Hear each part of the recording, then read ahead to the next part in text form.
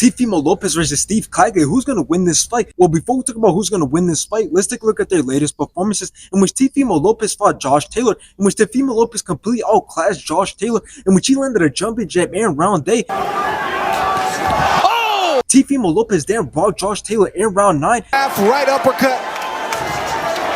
Oh, and the headshot. Teofimo Lopez then rocked him again in round 12. And then you get oh, he sets him off balance. And obviously Teofimo Lopez ended up taking it by decision. For your winner by unanimous decision and new WBO. At this, Teofimo Lopez went on to fight Jamie Ortiz, which was a very boring fight. Jamie Ortiz was just running scared, but Teofimo Lopez still took control of the whole entire fight, in which Teofimo Lopez ended up taking it by decision. And still, WBO Ring Magazine. Now let's take a look at Steve Claggett's latest performances, in which he fought Miguel Maidueno, in which Steve landed some great shots, won almost every single round, and ended up taking it by decision. And after Steve went on to fight Marcos Barraza, in which Steve put a lot of pressure and punishment on Marcos, in which Marcos ended up quitting on the stool at the end of round 2. Now here's how I see this fight. I see this as just a busy fight for Teofimo Lopez, and that's for many reasons, because this fight is not a huge fight. So this fight doesn't prove or show anything, which can explain why there's not a lot of hype behind this fight. So since this fight is just another fight for Teofimo Lopez has to put on a good performance, and he might have to finish Steve Claggett, because although Steve Claggett is ranked number 8, he doesn't have a crazy outstanding record, since he has 38 wins, 7 losses, and 2 draws. So Teofimo Lopez is as good as he claims he is, then he has to finish Steve Claggett. And I say that Teofimo Lopez has to make this fight look easy, and he has to stop Steve Claggett, because he can't risk to put on another boring performance like how he did against Jermaine Ortiz, because that would just not be a good look for Teofimo Lopez, which I understand that it wasn't his fault, because Ortiz was the one who didn't want to engage, and Teofimo Lopez was trying his best to make something happen, but he couldn't. It still doesn't matter, because Teofimo Lopez is the one who's hurt himself